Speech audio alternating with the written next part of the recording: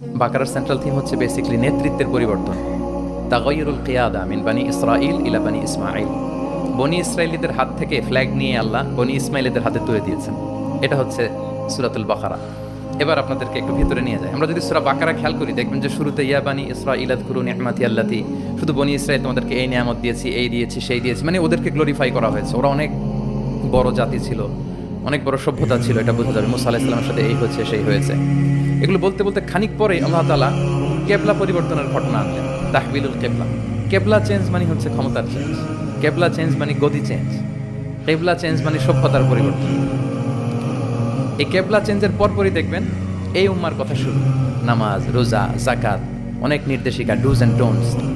তার মানে ওই সভ্যতার পতন সেখানে হয়েছে, নতুন এক সভ্যতার উত্থান এখানে হয়েছে। Changing the leadership. আমরা জানি যে অ্যাব্রাহামিক ফেথ যে আমরা বলি, তিনটা ধর্ম, ইসলাম, জুডাইজম অ্যান্ড ক্রিশ্চিয়ানিটি, এই তিন ধর্মের গোড়া যে মিলেছে ইব্রাহিম আলাইহিস সালামের এখানে, তাই তো? ইব্রাহিম আলাইহিস সালামের দুই সন্তান, ইসমাঈল আলাইহিস সালাম, ইসহাক আলাইহিস সালাম। এটাকে যদি আমরা ইসমাঈল ধরি, এটাকে যদি ইসহাক ধরি, তাহলে দেখেন এই ইসহাক আলাইহিস সালামের চ্যানেলে দুনিয়ার সব নবীরা এসেছে। সব নবী বলতে আমি বেশিরভাগ বোঝাচ্ছি, অলমোস্ট 99% নবী এই চ্যানেলে এসেছে। কিন্তু ইব্রাহিম আলাইহিস সালামের আরেক সন্তান ইসমাইলের চ্যানেলে কোনো নবী নেই। এটা নবী শূন্য একটা চ্যানেল। এবং সব নবীরা তাদের উম্মতের কাছে বলতো যে সর্বশেষ একজন নবী আসবে যিনি হবেন সবার সেরা, শ্রেষ্ঠ নবী।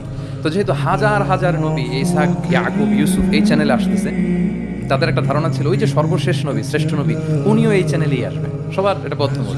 আর এই চ্যানেলটাকে তারা বলতো নবী শূন্য চ্যানেল। ইসমাঈল আলাইহিস সালামের চ্যানেলে হাজার বছর ধরে কোনো নবী আসে না, সব নবী আসে এই চ্যানেল।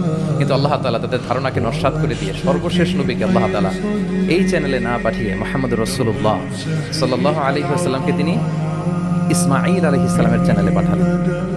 ফলে লিডারশিপের চেঞ্জ হলো। এইভাবে আমরা সূরা বাকারার সেন্ট্রাল থিমকে আইডেন্টিফাই করেছি, চেঞ্জিং দ্য লিডারশিপ ফ্রম বানি ইসরাইল ইলা বানি ইসমাঈল। রাসূল সাল্লাল্লাহু আলাইহি ওয়াসাল্লাম কিন্তু বনি ইসরাইল ছিলেন, তিনি ছিলেন বানি ইসমাঈল।